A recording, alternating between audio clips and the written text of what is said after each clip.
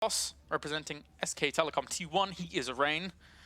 And up to the top left, we have our lovely little Zergy, the last Zerg hope for the qualification process of the Intel Extreme Masters Cologne.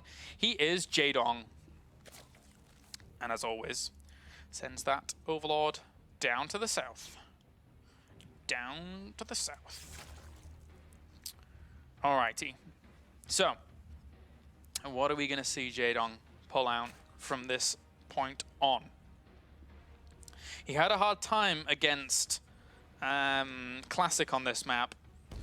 Classic shows Protoss the way. And unbelievably, Classic's Team Liquid fan club was only created like yesterday after his results in Pro League. So that's on Team Liquid now. There is a Classic fan club. He played amazingly well today, as well as yesterday during qualification. And now we see who will join him. Will it be Jaedong? Will it be Rain? Or will it be SOS? Jaedong's hopes hang in the balance here as Rain. Unfortunately for Jaedong, he has two amazing Protoss to go through. Alright. So, spawning pool. Oh, imagine if we have Jaedong versus SOS in the next round. Like a rematch of BlizzCon final. That would be sick. But I think that Rain just stands too strong a player here to allow Jaedong to do this. It's going to have to be a great comeback here from Jaedong. He spots the Nexus. Likewise, though, Rain is going to head straight on up to the north with his probe and see what's going on from Jaedong. Jaedong's not going to take any risks. He's not going to go for triple hatch before pool. So it's very important not to do anything too #dicey at this point.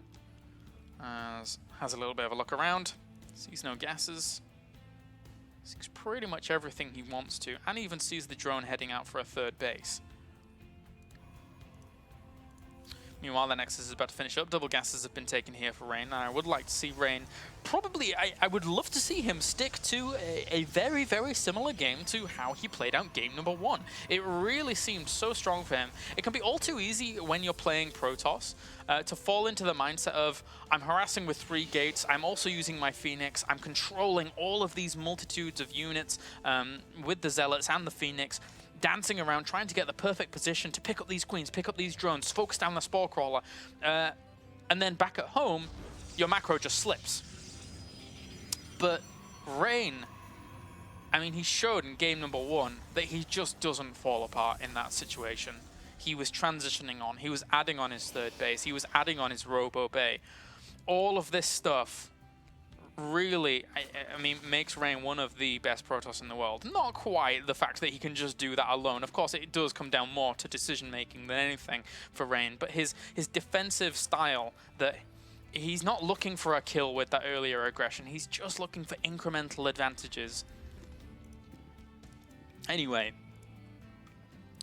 Rain for now, just adding on Sentry. Doesn't have a wall off yet, but I would love to see him throw that first gas committal into a Stargate. He's going to add on the Forge. And he could actually add on a Stargate next to that, actually. Which does line up quite nicely considering his minerals and gas. But he's going to throw down a Gateway.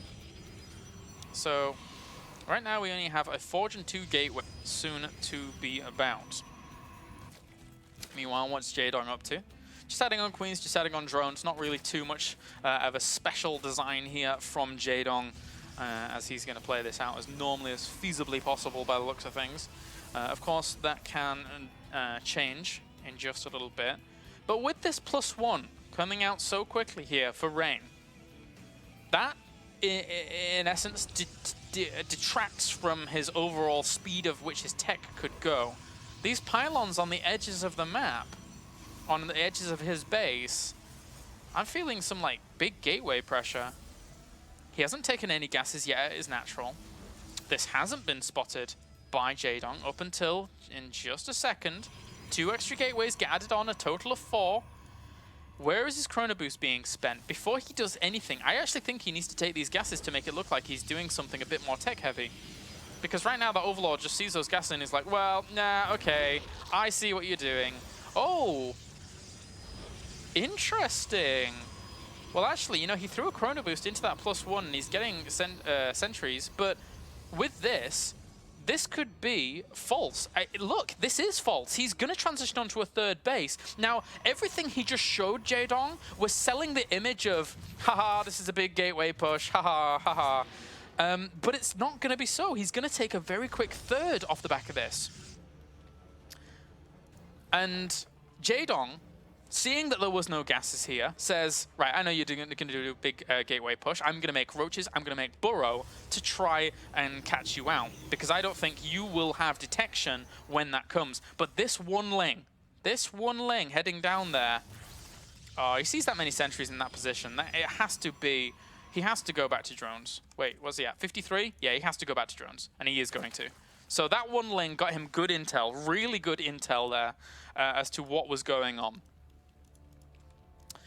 But the Overlords, they tricked him. They were betrayal Overlords. They were defiant to the very end. Okay, so Rain secured his third smoothly in game number 1 via aggression. This time, he secures it via mind games. Jaedong's... here, let's look at how that panned out, because realistically, the way in which these drone counts line up don't really make a whole lot of sense in a normal PvZ. When that ling poked in, he was making roaches. He was on around 55 workers, I believe, 55 drones or something like that, in comparison to the 53, 51 probes. That's not the best position to be in here for Jaedong. Really not. It makes transitioning over to this third base a whole lot easier here for Rain. And yes, there are 20 roaches out and about, but now Jaedong almost is forced into the mindset of he has to make something happen with these roaches and lings. There is the Spire going down once again here at the back of the third base, which could be spotted actually by this hallucinated Phoenix, but it's just shy. What? Oh, he scouted something that cancelled it, then he's double scouting and he's going to see that Spire. So there was something behind there. I can't quite recall what. I didn't look at the full production tab fully. That's the curse of solo casting as well as observing. But now 2-2's on the way, and he's adding on double Stargates behind this as well. He sees all of these roaches and these lings moving forwards. He needs to throw down... Okay, so he's not going to push on forwards further. I would say he needs to throw down more force fields, but he's been using the energy very, very exuberantly on these sentries just to spot exactly what's on the cards for his opponents. And he's going to see this Spire again. I don't think he clicked on it last time, the last pass over. Ooh, actually, no, he doesn't see it because of the queens. But if he looks around the minimap, and he can see that that Spire is there. Oh, and he sees it again anyway, so... Alright. What are you doing here, Mothership Core? Go home, you're drunk. Anyway, so the roaches now piling through the middle of the map. This is quite a strong army that we're seeing from Jaedong. Whoa. Okay, he's starting Phoenix production. He doesn't want to go too over the top with his Phoenix production, because right now the transition of Spire from Jaedong is just not there. He needs to get a good read on what was popping just then, and he just barely did not see that Hydralisk pop as that hallucinated Phoenix died. But let's follow these Phoenix and see what they can actually spot. Because he's moving his units out of the direction of these Phoenix. He sees more Hydralisks. He can't make too many Phoenix, I don't think, from here. Unless, for some reason, he's able to go into this engagement and pick up all of those Hydralisks very quickly with the Phoenix and kill those off quickly. This army here for Jaedong is extremely formidable against 10 Stalkers, 1 Zealot, 6 Sentries. Come on. It's not going to work. All right, Jaedong's setting himself up on the right and on the left. The Lings... Well, actually, there's a really greatly, fantastic placed pylon up to the north here, which he could make work out. War Prism even there as well to put on the harassment. But now, the Phoenix... that's a lot of Hydralisk. These Phoenix aren't going to do too much unless he uses them in a very, very impressive way. A whole warping of Zealots draws his entire army back and buys him so much time. But that being said, Jaedong is trying to transition onto Greater Spire. Jaedong still has no clue about this Stargate transition. He doesn't know. He doesn't know. Look, he knows nothing about this. And now the Phoenix move out into the middle of the map, but he still hasn't seen them. And now he sees them. Oh, dear me. All right, well, the Phoenix are going to start working their way through these Hydralisks. The Hydralisks actually can't stay for the fight because they don't have the Roaches with them to complement. The Zealots, meanwhile, up to the north, did kill off all that base, and the Roaches were trying to go back to furiously help out, but now the Remax on 21 Roaches, 13 Hydralisks. But, I mean, there was technically a Robo Bay added on, but it was never really used. So the Phoenix is just going to go absolutely to town to any unit that finds itself stranded in the middle of these locations. Anything. But he's looking for Hydralisks, definitely. Compared to those Roaches, no need to lift those up. Just go for the Hydras, go for the Hydras, and now transition onto triple Void Ray production. And